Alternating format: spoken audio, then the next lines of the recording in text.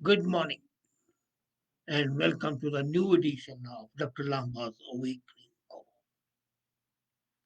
India and Pakistan are two conjoined twins, and there's a certain amount of envy and jealousy in the junior partner, the junior twin, that is Pakistan. Many times, or rather, most of the time, it's bordering on hostility. But then sometimes people wonder that why is it that one country is completely democratic and the other is not. But the recent farmers' protests in India have evoked a certain curiosity, and I have been receiving a number of calls from the people in India, from Pakistan, and from Europe. I'm not counting Canada. And these people have been asking me why is it that while there are so widespread protests by the farmers in India, it's absolutely quiet on the Western Front. Why are there's no noise in Pakistan? While Pakistan is always having one protest or the other. And it's all the more curious since the economy of Pakistan is like that of India, basically agrarian. Agriculture is a major activity, economic activity, I mean, in Pakistan, apart from, of course, promoting terrorism. If you remember, it was on September 24th last year, 2020, that the Indian Parliament enacted three laws: Farmers Produce Trade and Commerce Act, Farmers Empowerment and Protection Assurance and Farm Services Act, and Essential Commodities Amendment Act 2020. And these bills were passed. There was also a lot of pressure on the government from WTO to pass these bills. And these bills had originally been thought of by the Congress party, which of course now is opposing, was making a reverse turn, U-turn on that. Nevertheless, these are essential bills, and enacting these laws was the reorganization and revitalization of the agriculture sector, which is a mainstay of India. Of course, now India is very advanced technologically. It has a lot of manufacturing of the highest order. It's a soft power as far as the IT is concerned. But still, 67% of the people depend on agriculture. So it was important to revitalize this sector, and government passed these three bills. However, the farmers, egged on by the opposition, branded the move as a blatant attack on the food democracy and nature's health and took to streets. So much so that it looked at one time that Delhi was surrounded by the enemy hordes. And the worst came on the 26th of January when very unseemly episode of hoisting flag, a religious flag, on the ramparts of Red Fort was seen. And for the last more than 4 months, both sides, the protesters and the government, have been in a deadlock. And it's important to explore the roots of this dispute and then see the implications, if any, for Pakistan. At its core is a dispute between the Indian government and the opposition. But the show is about the different economic approach towards enhancing food security. So enhancing food security is a camouflage, is a cover for bringing Modi government into disrepute. Well, nothing wrong with that. The Indian government, under the guidance of WTO, seeks to increase the food security by increasing food production through a range of measures.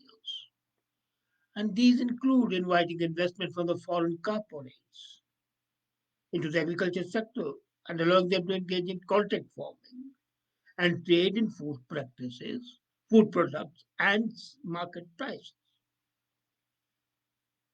The farmers complain that these measures would reduce their income and therefore their access to food by locking them in one sided contract, forcing them to trade without the safety net of the market spot prices MSP. And they would grow only the most marketable products, which in the long run might lead to environmental damage and reduce biodiversity. Now, here is a very crux because most of these presumptions are misplaced. But then there can be some merit and negotiations are going on. However, there's a deep mistrust on both sides. The farmers mistrust the government for being pro business, and two business houses are being singled out for no reason at all, logically, because it's said that they build the warehouses. Well, the warehouse was built much before the thought came of clean this bill. As I said, these bills had been proposed by the Congress government. Anyway, storage is important. And even FCA stores in India are overflowing, so they need storage. The government is suspicious. Now, why they are not happening in Pakistan? One part of the agitation in India is the contribution of the people who are not in India. They can be people of Indian origin, they can be outside.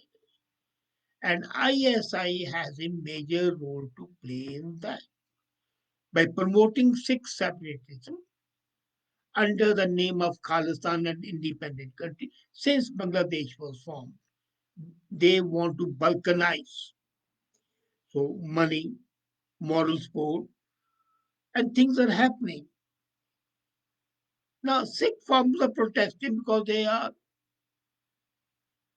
the largest small scale landholders in the country. That's undeniable. So maybe that's the reason that they're in the forefront. Quite possible that their complaints are genuine.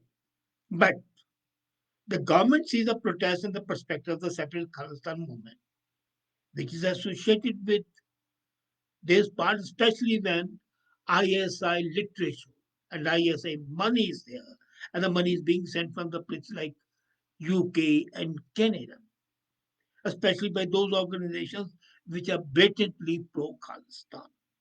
Now, if Pakistan is promoting these protests, would Pakistan promote in such protests in its own country? No, it would not. So that's one reason. And let's not forget that the Pakistan observers have seen this as a specifically Indian phenomenon, and they want to show it as an ineptitude of Modi government.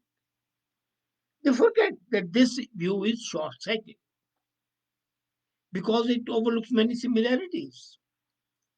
As I said earlier, both have a large agriculture base, considerable number of small farmers, and WTO and commitment to the agenda of economic liberalization. But Pakistan is not having that issue. And the uncomfortable reality is, now this is something for an eye opener for Pakistan, that the absence of protest in Pakistan is A, because there's no outside governmental prompting, as happens in the case of India, where Pakistan is clearly undertaking this issue. Second is acute backwardness of Pakistan's agriculture sector. Unlike the Indian farmers, the Pakistani small farmers have remained extremely poor, undereducated, if not uneducated, and absolutely powerless. In India, these farmers are well-knit community, very strong, highly educated, and not at all poor. They belong to one of the richest sections of society, if not the richest, at least very comfortable society, even at the lowest level. Undeniably, some percentage is poor, but then the Pakistani farmers are extremely poor, marginal existence, and they have not been able to organize themselves into groups and to agitate. Now, there is another reason for that. In way back in 1950s, India had abolished the feudal land holding, the zemindari system. Then there was consolidation of land, and there was a limit on the land that you could have. So all the large landholders, kulaks, zemindars, feudal lords were history. Not so in Pakistan. Pakistan not only allowed it to retain control on the agriculture sector, but as a matter of fact, extended its influence on the affairs of the state. In India, the examples of these landlords impacting politics is very limited.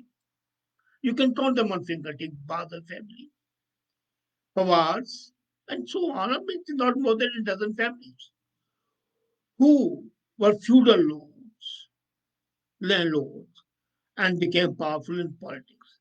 In Pakistan, look at any family and you would find they all belong to the Vaderas, and Vaderas are the feudal lords. So they have the land holding, and all the farmers are basically their slaves. Now, either it needs a mutiny by the slaves, but the organized protest cannot be there. If they rise, there'll be violence. Whenever the slaves rise, wherever the slaves have risen, it has been a state of war. It's an insurrection. It's a mutiny. So one was this system. While India abolished the landlord system, and even the small farmers became the owners. It hasn't happened in Pakistan. So result has been the agricultural reforms have been completely ignored, and where they have taken place in some areas, they have been aligned with the interests of the powerful. And naturally, you don't educate against yourself. But it's unlikely that this status quo will remain unchallenged in these days of social media. Actually, Pakistan, by stoking these demonstrations in India, is trying to create a Frankenstein which can come and haunt it itself. Even the slaves can one day feel, because there's so much of media exposure, that if the Indian farmers can have all these benefits, why should we not have those?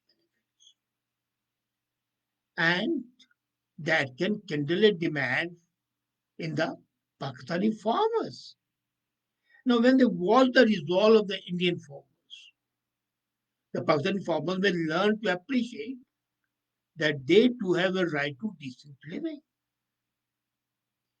and they can challenge the unfair, antiquated government policies, and they can play a bigger role, a fuller role in the agriculture commerce, in protecting biodiversity and environment. Then look at the international attention Indian protesters garner.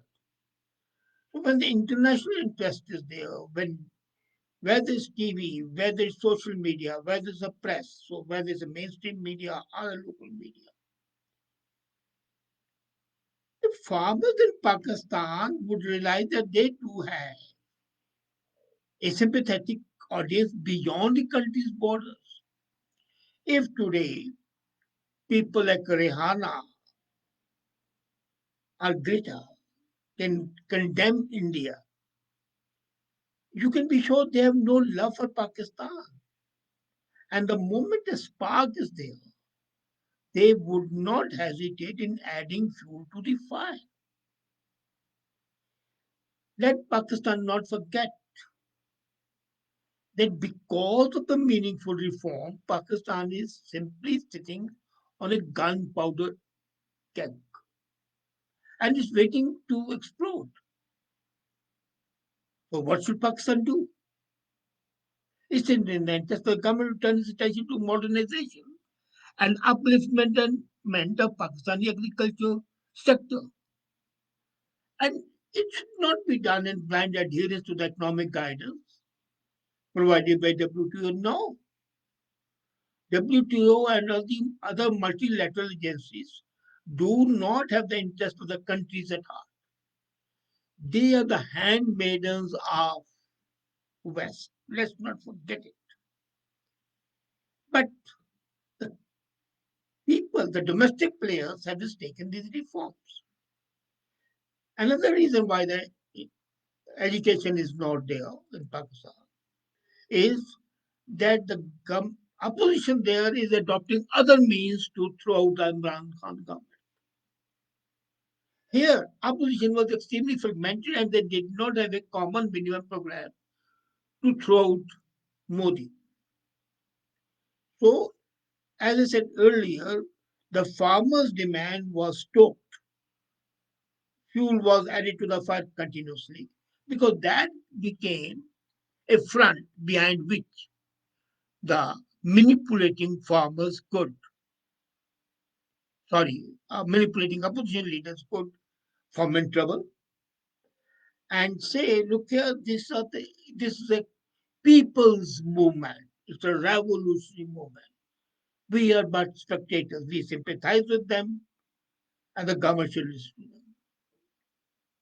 So the opposition in Pakistan did not think of this. And as I said earlier, the inflation sector itself is favoring no demonstration of this nation in Pakistan. So it is a socio-economic coupled with political power play that has ensured that Pakistan is not facing these protests. But mind you, as I said earlier, it's a matter of time. And one spark from India in a storm can fly to Pakistan. And some politician can start exploiting that situation.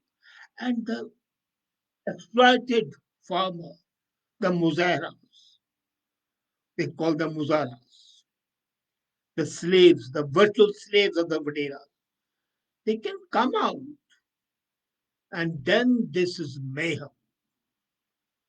It will be uncontrollable for Pakistan.